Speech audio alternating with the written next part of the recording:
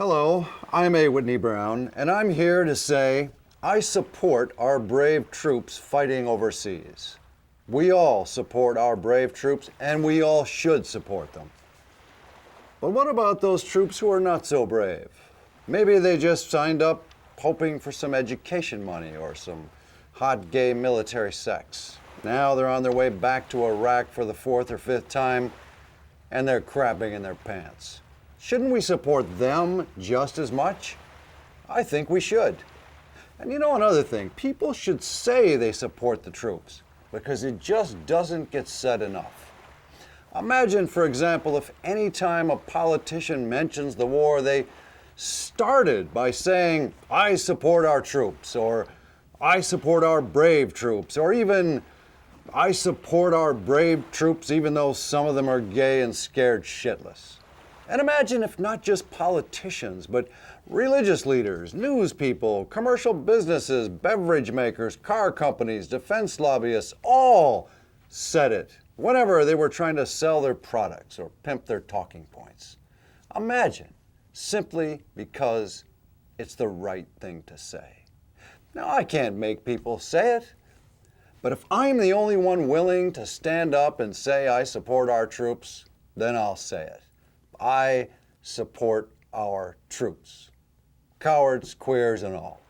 Now, maybe there's some cynics out there thinking, "Sure, Whitney, you support the troops. You say you support them, but what do you actually mean by support?"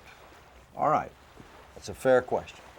And all I can say in response is that you're all a bunch of traitorous bastards and should be hung for treason.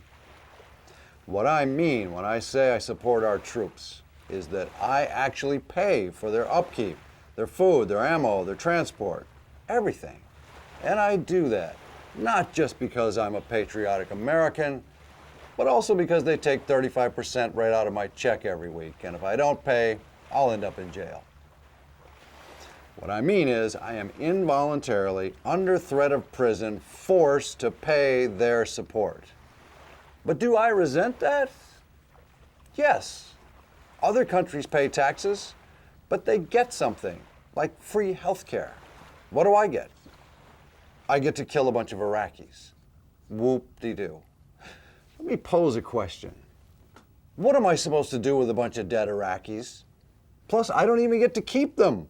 I mean, I might like to have a skull or something, to use as a paperweight on my desk. I'm not saying I definitely would like to have it, but it'd be a nice gesture to send out a few skulls to those of us who are paying the cost every month. You can adopt a child for $15 a month in Brazil or Guatemala somewhere, and you actually get pictures of them living their miserable lives. I have paid hundreds of dollars in taxes over my lifetime, and I don't have a single picture of an Iraqi child that I paid to have killed. I'd just like something to remember them by, a picture.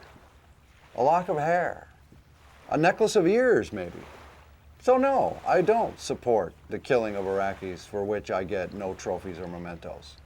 But does that mean I don't support the individual men and women who are out there on the line sacrificing every day for their country? Yes, it does mean that. I think they're morally retarded, actually. They sign a contract saying they'll kill whoever they're told to kill. And my friends, the most important moral decision a man can make in the course of the day is, who am I going to kill? It's a decision you should agonize over for minutes or hours, not just leave up to some harebrained president you may not even have voted for. A man's killing list is a very personal matter between him and the voices in his head. So, to sum up, I support our brave troops fighting overseas. I don't like them. I don't like what they're doing. I don't like their fat, whining families. And yet, I support them.